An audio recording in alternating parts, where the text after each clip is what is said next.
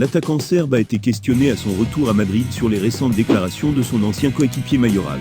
Il était à peine descendu de l'avion suite à son retour de sélection que Luka Jovic a été martelé de questions par l'un des journalistes d'El Chiringuito.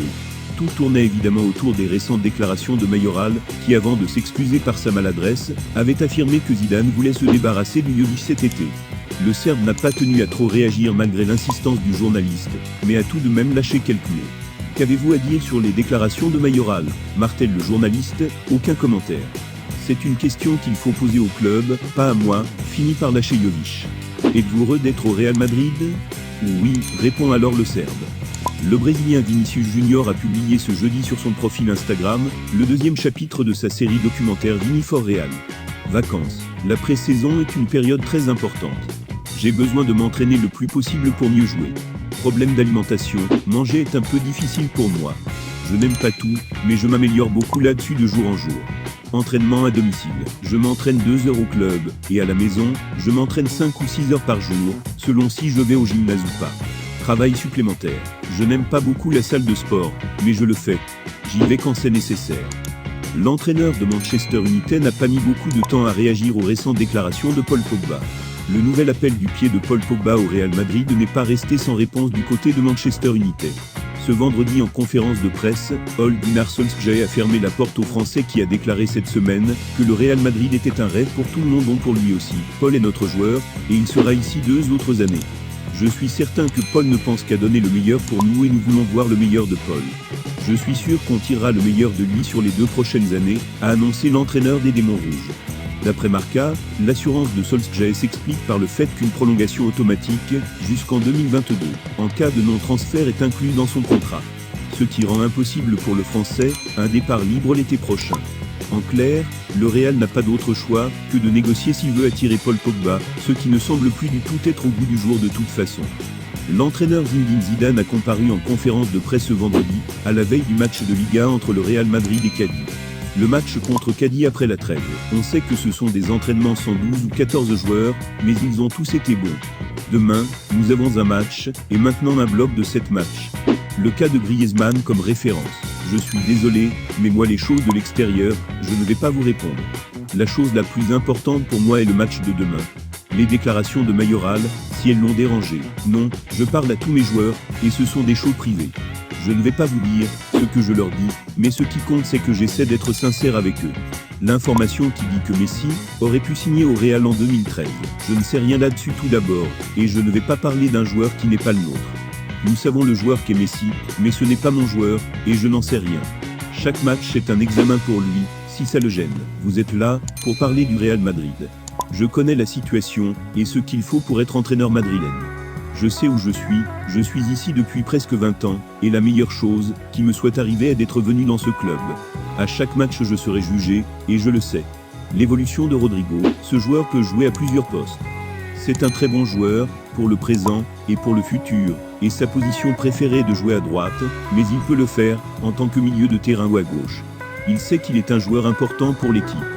Cadiz, c'est une équipe très disciplinée, qui vient de monter, et qui va nous compliquer la tâche. On sait que toutes les équipes sont très difficiles à jouer, y compris celles qui arrivent de seconde division, car c'est une catégorie très compétitive. Ils vont essayer, et nous le savons. Madrid sans public, si ça les favorise. Je ne pense pas, nous préférons jouer avec un public. Ça a toujours été comme ça. Non, je ne pense pas que ça aide. Comment motiver Jovic après avoir voulu se débarrasser de lui ? Ça c'est ce que tu dis, mais ce n'est pas le cas. Jovic est un joueur du Real Madrid. Il me semble que c'est moi qui ai demandé à avoir Jovic, alors tout le monde peut avoir une opinion, dire des bêtises, ce n'est pas comme ça, mais ce n'est pas grave. Public en Segunda B, je ne commande pas dans ces choses, nous faisons ce qu'il nous dit de faire, et nous nous adaptons. S'il y a un public, tant mieux. Match d'Odegaard et Haaland avec la Norvège. Martin a joué un peu différemment, sur une ligne de 4. Quand ils vont en sélection, je préfère qu'ils jouent. Haaland n'est pas mon joueur, mais il est bon, que puis-je dire de plus ? Rotation pour gagner. Nous en avons déjà parlé à plusieurs reprises, pendant une très longue saison, nous en avons besoin. Nous avons de très bons joueurs, pour faire des changements. Les joueurs ne se reposent jamais, ils n'arrêtent pas. Il faut pouvoir compter sur tout le monde, je pense que vous pouvez gagner de cette façon, et le plus important est que les joueurs y croient. C'est la réalité, les joueurs ne s'arrêtent jamais, et travaillent en continu. Rotation dans les buts. J'ai 3 gardiens de but, et nous allons voir comment nous allons manier ça. Ils doivent être préparés et performants. Si vous sentez que vous êtes valorisé, je pense que je me sens valorisé, car j'ai l'opportunité d'entraîner le Real Madrid, et c'est une responsabilité très importante. Et comme ça ne va pas durer toute une vie, j'essaye de profiter pleinement du quotidien, car j'en suis passionné. J'en profiterai jusqu'au dernier jour. La folie autour de Mbappé affecte-t-elle le vestiaire? Non, cela s'est toujours produit, il y a toujours beaucoup de rumeurs, et je ne parle pas seulement de Mbappé. Cela n'affectera pas notre groupe, mais comme vous le savez, le mercato est fini. Martin Ødegaard est la nouvelle victime du virus FIFA au Real Madrid. Le Norvégien est revenu légèrement touché.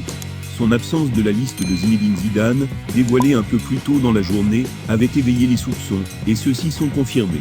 Par le biais d'un communiqué sur son site internet, le Real Madrid a annoncé que Martin Ødegaard était blessé au muscle solaire, sans apporter plus d'informations sur la durée de son absence. Celle-ci dépend de la gravité de la blessure, et peut aller jusqu'à plusieurs semaines. Le Norvégien s'ajoute donc à la liste de joueurs à l'infirmerie. Hazard, Carva, Odriozola et Mariano. La bonne nouvelle du jour étant le retour d'Eder Militao. Ce samedi à 18h30, le Real Madrid reçoit le premier caddie à Valdebebas pour le compte de la 6e journée de la Liga.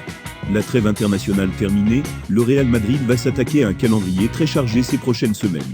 Avec 7 matchs en 21 jours, dont 2 rencontres de LDC et un Clasico, le week-end prochain, les merengues vont avoir de quoi faire.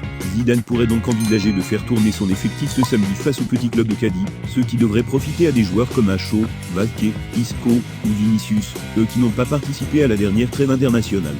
La présence de Lunin dans les cages à la place de Courtois n'est pas à exclure non plus. Le 11 probable du Real, Lunin, Vazquez, Varane, Ramos, Marcelo, Kroos, Valverde, Isco, Asensio, Benzema, Vinicius. L'entraîneur du Real Madrid a dévoilé sa liste de joueurs convoqués pour affronter Cadiz en Liga ce samedi à 18h30. Pour cette 6e journée de championnat, le Real Madrid reçoit ce samedi au Di Stéfano l'un des promus, Cadiz.